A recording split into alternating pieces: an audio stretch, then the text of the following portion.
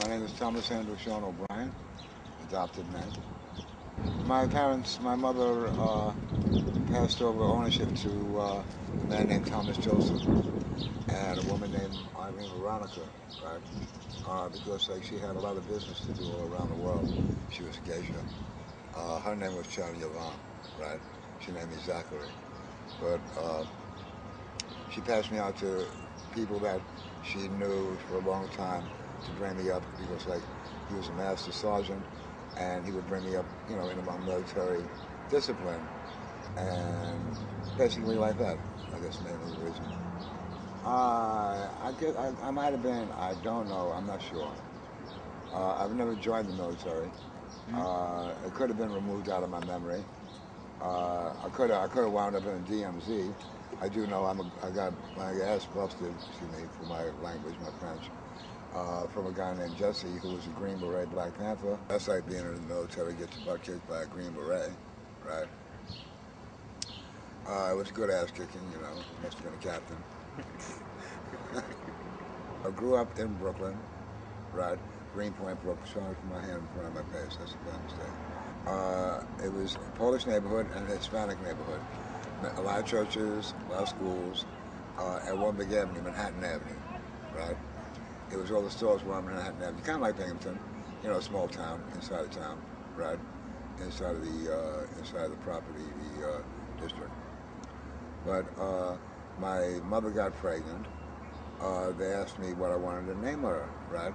So I got out the name book, right? And I just went through the name book and flipped through the name book. I said, hey, well, why not, my first name is a T, right?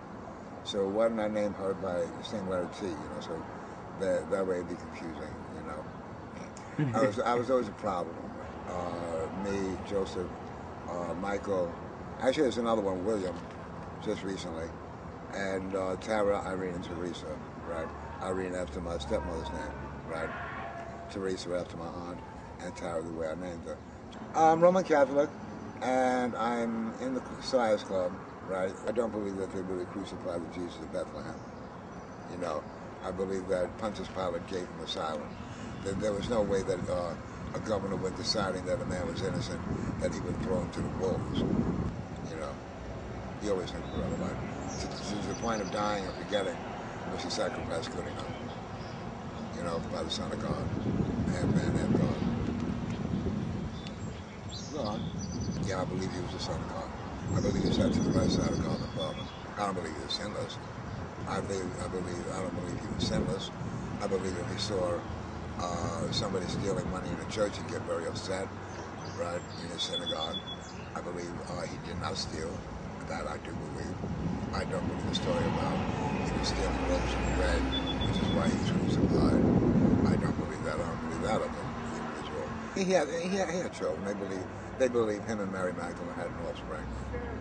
But who the Sandy believes is sinless is always virgin. That interest in a woman is a sin. I believe he has sex, right? I mean, I've had sex. I can't say I haven't. It was in the corner of Sam Ash music shop on 47th, 49th Street, right?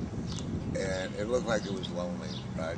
Or the St. Moritz up at Border Road in a Free Being or something, some small little knick-knack shop. Excuse me. Walked past the Sam Ash store, and I saw this gold guitar, gold wood, right? I said, oh man, that's it, right? And I had about $5,000 to spend. $5,000 to spend. There was a sale on the Yamaha, a triple stack, right? Big box speakers, tweeters, mid-range tweeters. And I practiced, and I practiced, and I practiced. And I'm getting better, and like after about 30 years, I can pretty much jam to most anybody, except for some people, unless it's very complicated. Right now, I have a place in Binghamton, 10 Rutherford Street. I've been there before. Every time I've been in Binghamton, it's kind of like my apartment, right? Second living room, wall-to-wall carpet. And I'm fixing it up slowly, eventually get slowly, individually married to a woman and live happily ever after, Was the religion really, at least nowadays in 2001, right? Do we have to say that it's maybe, the guideline of how you have to marry, right?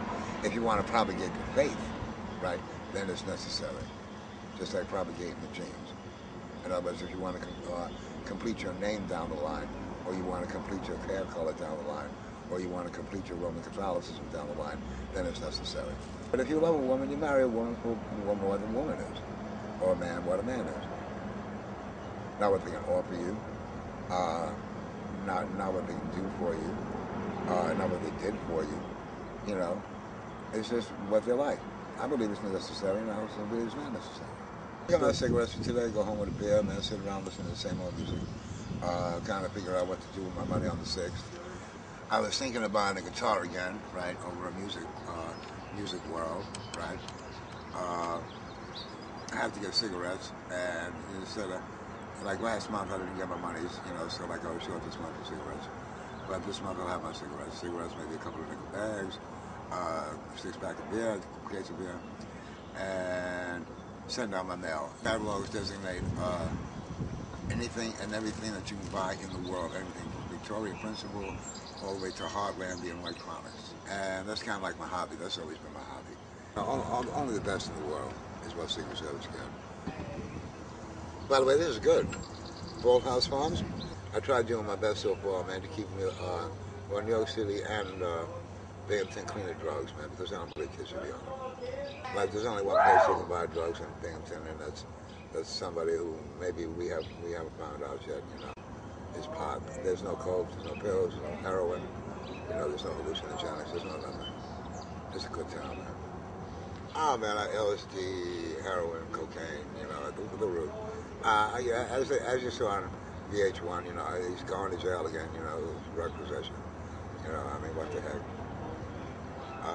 But you know, if you don't grow up out of it, it eats you alive. You know, it either controls it or it controls you. There's only two ways about it. If it controls you, you have a fucked up life, you know, dysfunctional life. If you control it, then you can put in a 9-to-5 job, and maybe once in a blue moon come home and have a coffee. Well, it's not everything to an excess, and some things to even minor incest. You have deformed children. Sometimes they come out geniuses. Heroin. Everybody knows about Jimi Hendrix and Janis Joplin. They overdosed. Sly Stone on cocaine. He's got a plastic nose. I smoke cigarettes. I'll always smoke cigarettes. Why? Just for the sheer fact of spitting up a phlegm in the morning when it's brown, man, and just for the fact of even the taste of the cherry and the vanilla being Remy's. I think, man, if black people, man, were ever to have a riot, they'd be very sorry, and if white people would have a riot, they'd be very sorry. I think he's a good president. What the Pentagon kind of like ensues as to who we could use for what is necessary for the country, he's the man for the job, man.